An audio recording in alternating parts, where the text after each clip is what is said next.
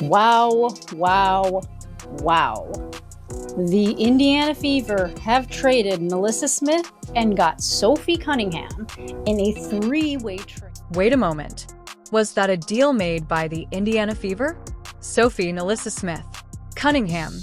So the Indiana Fever just traded NaLyssa Smith and they got Sophie Cunningham. This move is one that nobody anticipated, and fans are incredibly losing it. But how does this transaction work? Truly intend for the future of the Fever did they simply create a winning championship? Relocate, or did they sacrifice too much for insufficient? And what does this indicate about their intentions for Caitlin Clark remain intact? Because this transaction isn't as easy as it seems. Indiana might be. Let's break the big thing we're cooking up completely down. It was never going to happen because, Sophie Cunningham works so much with the Phoenix Suns that, she would be there. But I do have to say, Sophie Cunningham is a very, very, very... And remember this before we begin. Must hit that bell, like, and subscribe so you don't miss any breaking news. Therefore, let's take a closer look at this since this transaction is causing a stir throughout the Indiana Fever of the WNBA just executed a move that has admirers that are either completely exaggerated or utterly perplexed, and to be honest, both responses make sense. NaLyssa Smith, a young woman from Indiana. In exchange, promising stars have vanished. Introduce Sophie Cunningham as a tough, resilient player who has developed a track record as a tough defender, reliable shooter, and someone you just don't wish to interfere with. Give up NaLyssa Smith and the 8th pick to Dallas. They get Sophie Cunningham and the 19th pick. So clearly, they don't. Whoever it is that is in with the number 8th pick, whoever it was at number 8, they were like, you know what?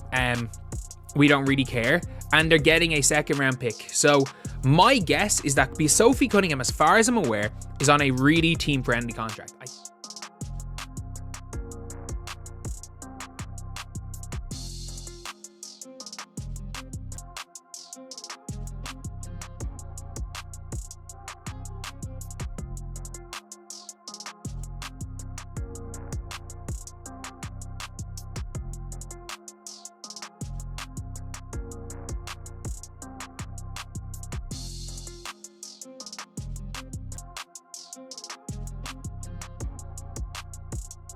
As I possibly can, but I think that Indiana had to kind of pay a little to get rid of NaLyssa Smith.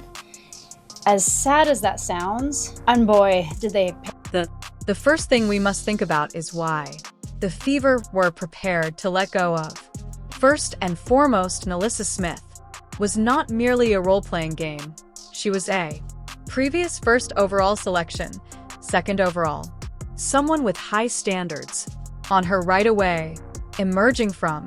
She was well known for her athleticism at Baylor, her capacity to complete the rim, and the possibility of becoming a front court elite player. But one thing that fits is potential. Another, and upon examining the Fever's list, it begins to become clearer why they felt at ease doing this action. Since the arrival of Aaliyah Boston in Indiana, she has served as the main focus of. She is their franchise big shot, the player and their anchor in the paint. They are constructing with Caitlin. Now that Clark is involved, the Fever are obviously attempting to establish a system that makes the most of these two players. And when you begin to consider how Smith was a good fit for that system, weren't particularly slick. Smith is a gifted scorer, but she's not a born one. She is not a three-point shooter on stretch 4.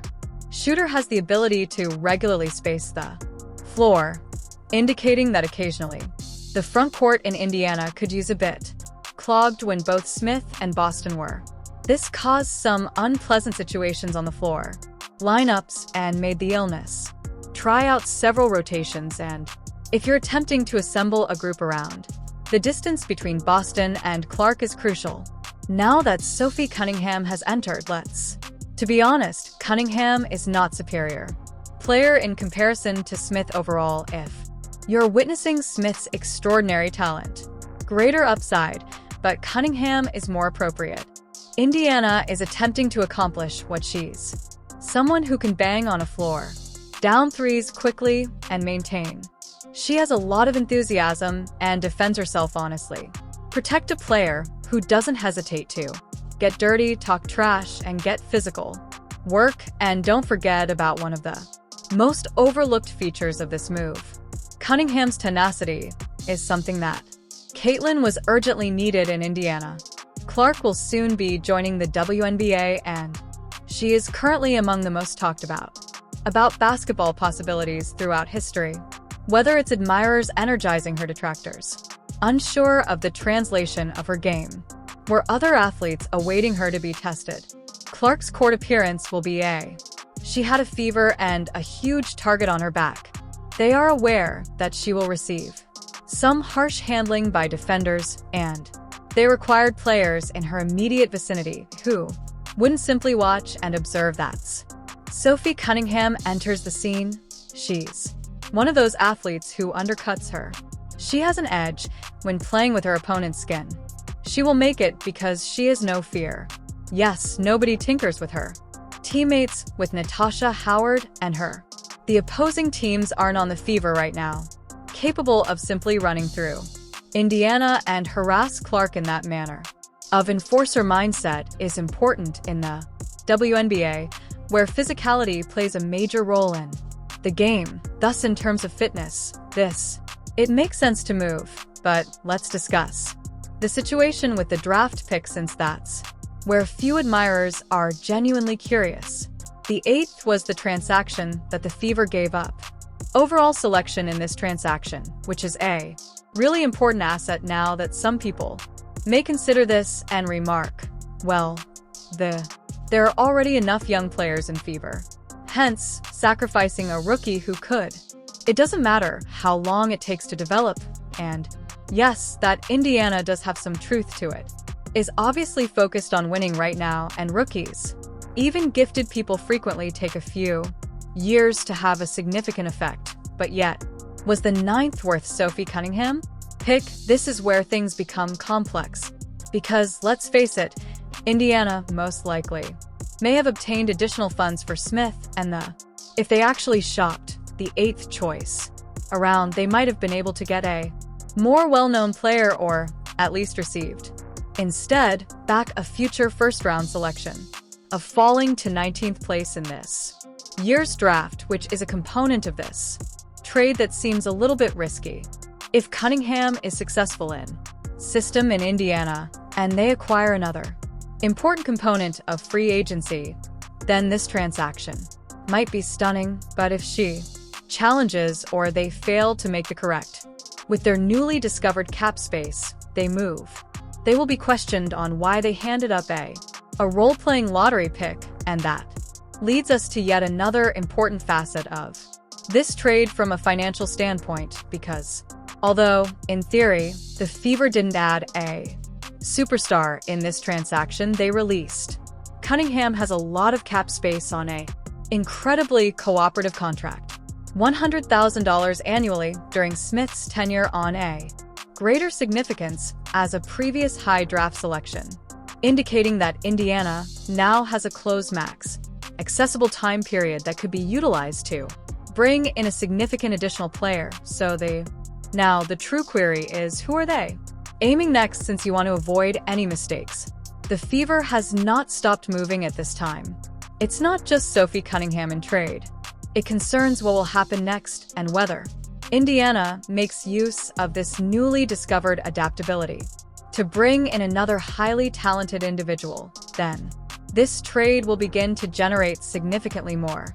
Feel that the Fever has been connected to numerous possible targets, and now they genuinely possess the capacity to pursue. Perhaps they try to get a star-free agency. They might attempt to whack another transaction, or perhaps they're considering a large, recognizing it and signing for the upcoming offseason. Their window for the championship is about to One thing is certain, this is A. The Fever is not satisfied with the power move. Simply because they are competitive, they wish to win, and now that they see it, they want to win. Aaliyah Boston and Caitlin Clark as they're essential components, and they're taking action to enlarge the area around them in a method that makes the most of their ability sets. That implies encircling Clark with gunmen, who is able to extend the floor, constructing a defense that will keep her safe from becoming overpowered by hostile defenders, which entails ensuring they are financially able to make any significant changes in the future. So if, as a Fever fan, you're experiencing Not sure about this. exchange, I understand. It's a little startling to watch NaLyssa Smith depart, particularly since she was viewed as a component of the future rather than long ago. But if you enlarge the image and consider the wider picture when making this choice, actually Mac is really logical. Although Cunningham isn't a household name, she is more suitable for the Fever's direction of travel, and the cap space they opened up might turn out to be the actual key to this transaction. Hence, we must wait now, since if the Fever makes another significant move, this trade may expire in the upcoming weeks. Appear as though they were a masterwork. If they don't feel well, we could be experiencing a totally different discussion. In any case, the Indiana Fever is one thing that is guaranteed. Are no longer just having fun, they're moving, and they're making it extremely evident that they plan to compete right now. That the immediate shock has subsided of trade and the reasons behind the Indiana Fevers made this decision. Let's delve even further into what this implies for the future of the team. Since, let's face it, this transaction isn't almost introducing Sophie Cunningham. It involves changing the entire nature of the Fever approach. If you're examining the Fever's off-season shift, is evident thus far.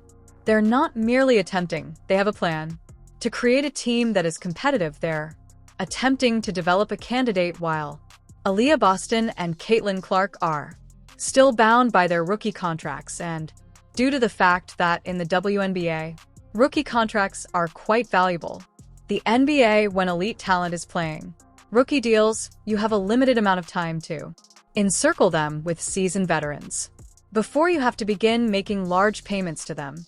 Funds when those contracts are up, your flexibility rapidly declines and becomes far more difficult to create a super team, which is why this trade is important. There isn't much that the Fever is waiting for: their youthful ability to grow. Mac uses aggressive tactics to win at the moment. Why NaLyssa Smith was not chosen over Sophie Cunningham. Initially, at first impression, this appears to be a downgrade. NaLyssa Smith was selected in the high draft, gifted composer, and a person who was believed to play a significant role in the Fevers Sophie front court for years to come. Conversely, Cunningham is more of a shooter, a gritty role player, an energetic player and defender. Although this trade wasn't only about talent, it was also Smith might have been a better fit. Despite being a pure player, she wasn't perfect. She didn't pair with Aaliyah Boston, extend the floor sufficiently, and the Fever that must envelop Boston with shooters to increase her influence. Cunningham is a fantastic fit for that role. She only contributes three-point shooting.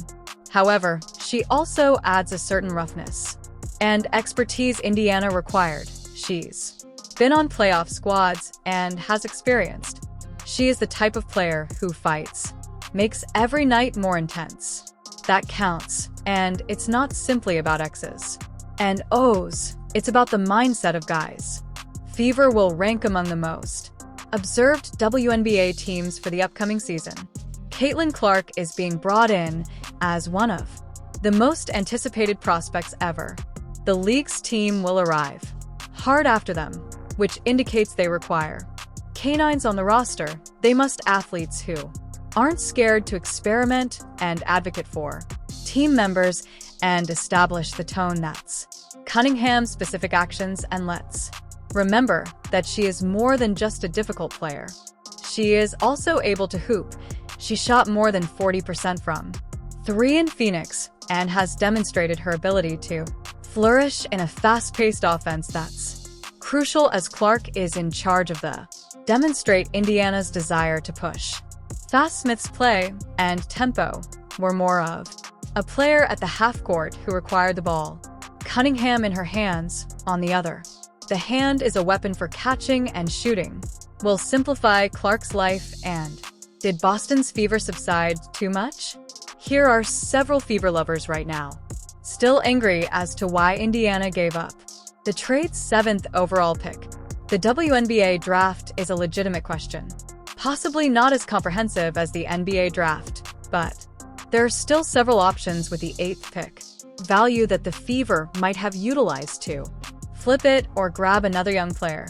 Instead, they downgraded in another trade to the 19th pick, a somewhat larger drop than some individuals anticipated. Therefore, why? For starters, did they execute it well? They obviously don't regard the draft class this year as some supporters would if they thought the distinction between the 19th and the F picks weren't that large when they moved down. Wasn't considered a significant loss, and young people already have the Fever. Players that aren't absolutely necessary. An additional novice project participant who could take time to grow. They required a validated player who could assist them in winning at this moment. And Cunningham steps in at that point. Nevertheless, it seems as though the Fever might obtained extra for NaLyssa Smith in the event that had either waited a bit longer or perhaps they could have negotiated differently, have managed to secure a future first round choose rather than falling to 19. The largest risk associated with this trade is if Cunningham succeeds in Indiana, and the Fever prevents anyone from making a postseason run. We'll be interested in the 9th selection, especially if Cunningham faces difficulties or fails to make any major actions with their recently acquired cap. People in space will question whether they could have improved. What comes next for the one thing with Fever is that they are. This trade opened, and I haven't finished making moves. Up a contract slot close to max, which indicates they are adaptable enough to pursue another well-known player, and let's face it, Indiana is not merely acting as a mid-tier postseason squad. They're attempting to construct a candidate. Thus, what are their choices? One of which is pursuing a. There are still prominent free agents available. There are currently several impact players accessible. The Fever has enough room to create a. Another option for a huge signing is an additional bundle that the Fever could package their leftover resources and attempt to bring in another seasoned veteran to finish their roster. Regardless of what they do, they're definitely thinking big this time. The move involved more than just switching players. It was about laying the groundwork for something larger, and whether they are able to land. This trade is proceeding with one more crucial item. How does this make much more sense? Hey, Caitlin Clark, let's discuss the most important element in all of this. Throughout the whole offseason, Caitlin Clark is about creating the ideal roster based on Clark's brilliance spans generations, and Fever is aware that they must offer her the greatest supporting cast members if they wish to participate in championship competitions. Thus, how does Cunningham assist Clark in one way or another? Provides her with a trustworthy shooter to expel. Clark will attract a great deal of defensive focus, as well as when she kicks it to the boundaries. She requires shooters who are capable of making defenders. In addition to paying Cunningham, she also provides Clark is a rugged veteran who can assist her in making the switch to the. There will be a lot of WNBA. Clark is under pressure, and players similar to Natasha Howard and Cunningham surrounding her will lessen that load. Moreover, remember that Clark will. Defenders are targeting her, and she's already been the target of physical abuse. In college, it's common to play and trash speak. The NBA is just going to get worse. Having enforcer-type players is therefore necessary, such as Cunningham issues. She won't to let teams to make low-quality attempts at Clark. She will defend her right to enter people's faces and ensure that she is the star. Bullying of such nature doesn't happen to rookies. In the end, protection is invaluable. Ultimately, this trade is about construction. In Indiana, a winning culture is all about ensuring that the Fever isn't just they want another young team to rebuild.